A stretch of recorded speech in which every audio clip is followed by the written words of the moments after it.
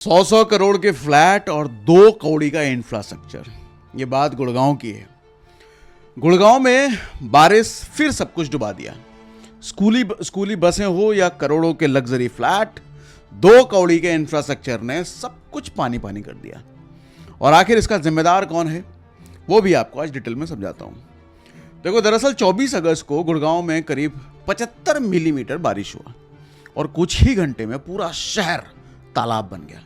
मतलब gold coast road जैसे देश के सबसे महंगे इलाके में पानी भर गया। नरसिंह हीरो होंडा चौक, राजीव चौक, इफ्को चौक, रेलवे रोड, ये सब घुटनों घुटनों भर पानी भरा। वहां पर नाहरपुर अंडरपास पूरी तरीके से डूब गया। सोना रोड तो वहां पे तो स्कूल बसें, एम्बुलेंस तक घंटों फंसी रही। और सबसे ज्यादा मुसीबत बच्चों को झेलनी पड़ी, क्योंकि स्कूल बसें घंटों तक पानी में फंसी रहने का मतलब समझ रहे हो। बच्चे कब घर पहुंचेंगे, कब के निकले हुए। और अब प्रशासन ने आज से सारे स्कूल ऑनलाइन कर दिए हैं। कॉर्पोरेट कंपनी को वर्क फ्रॉम होम के लिए एडवाइस किया गया है। यानी जिस शहर में 100 करोड़ के फ्लैट बिकते हैं, वहां का इंफ्रास्ट्रक्चर बिल्कुल 2 कौड़ी का। बारिश आते ही सारी अमीरी गरीबी का फर्क मिट जाता है। पानी सबको बराबर कर देता है। और सोशल मीडिया पर लोगों का गुस्सा फूट रहा है। भैया, कोई लिख रहा है कि टैक्स तो अरबों का जाता है, लेकिन बदले में सड़कें और नालियां यहां ये सब तक ठीक नहीं है। और किसी ने लिखा कि मोदी जी, इस गवर्नमेंट को फायर कर दो। और इन सब के पीछे मुझे लगता है असली वजह सिस्टम है, जिसने जिम्मेदारियों के बंटवारे का पेच फंसा रखा है।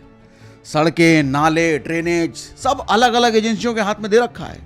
कहीं जीएमडीए जिम्मेदार है तो कहीं एमसीजी, कहीं पीडब्ल्यूडी। और जब बारिश आती है तो हर कोई एक दूसरे पर ठिकरा फोड़ देता है। और सजा कौन भुगतता है? आम आदमी।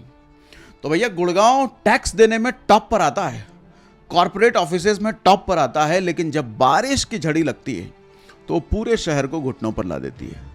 मतलब समझ लीजिए कि चमचमाती इमारतों के नीचे नींव सबसे कमजोर। और सबसे बड़ी बात, जब जिम्मेदारी 10 हाथों में बटी हो ना, तो असल में जिम्मेदार कोई एक होता ही नहीं है।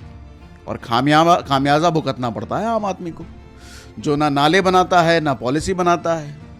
इसलिए भैया, जब तक जिम्मेदारी तय नहीं होगी, तब तक हर मॉनसून में गुड़गांव यूं ही जलग्राम बनता रहेगा। और ये बात हमने पिछले साल भी कही थी, हर साल गुड़गांव का यही हाल होता है।